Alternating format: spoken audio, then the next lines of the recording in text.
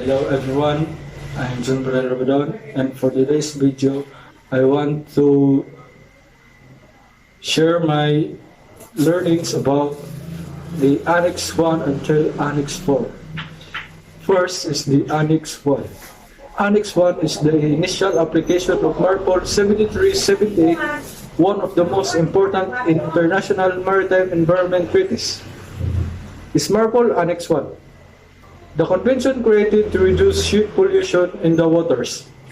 The convention's goal is to protect the marine environment by completely eliminating pollution from oil and other dangerous compounds, as well as minimizing inadvertent release of these pollutants. The Marpol Annex I, which details the prevention of contamination by oil and oily water, went into effect on October 2, 1983. Annex Marpol go over discharge regulation for preventing oil and greasy substance contamination. It is continued to enforce the oil discharge criteria outlined in 1954 Oil Pollution Convention's 1969 revisions. It also introduced the concept of special regions that are thought to be vulnerable to oil pollution. Oil discharge has been forbidden entirely with them, with a few small exceptions. Now, let's talk about the Annex II. Marpol 7378 Annex II, Regulation for the Control of Pollution by Noxious Liquid Substances in Bulk.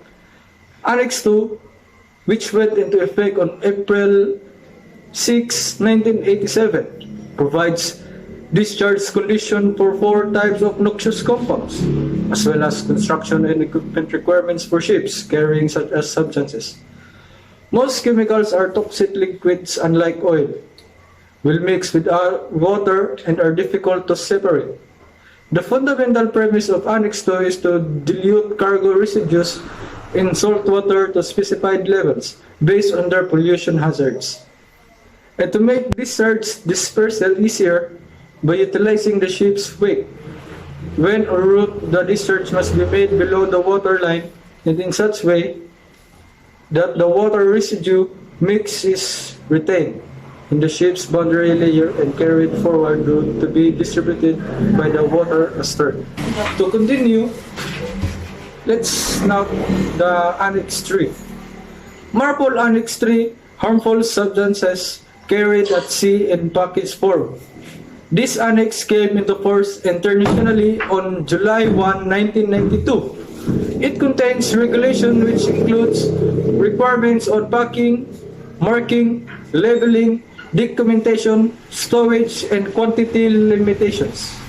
It aims to prevent or minimize pollution from the marine environment by harmful substances in package forms or in freight containers, portable tanks, or road and rail tank wagons, or other forms of contaminant specified in the Schedule for Harmful Substance in the International Maritime Dangerous Goods, or IMDG Code.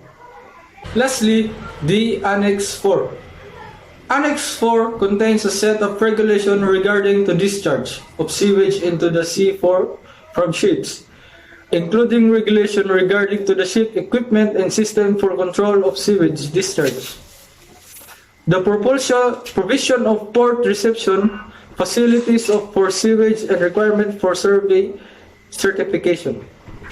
It is generally considered that on the high seas, the ocean are capable of assimilating and dealing with raw sewage through natural bacterial action. Therefore, the regulation in Annex IV of Marpol prohibits the discharge of sewage into the sea within a specified distance from the nearest land, unless otherwise provided. Exemption the discharge of sewage resulting from damage to a ship or its equipment of all reasonable precautions have been taken before and after the occurrence of the damage, for the purpose of preventing or minimizing the discharge. That's all for today. Thank you.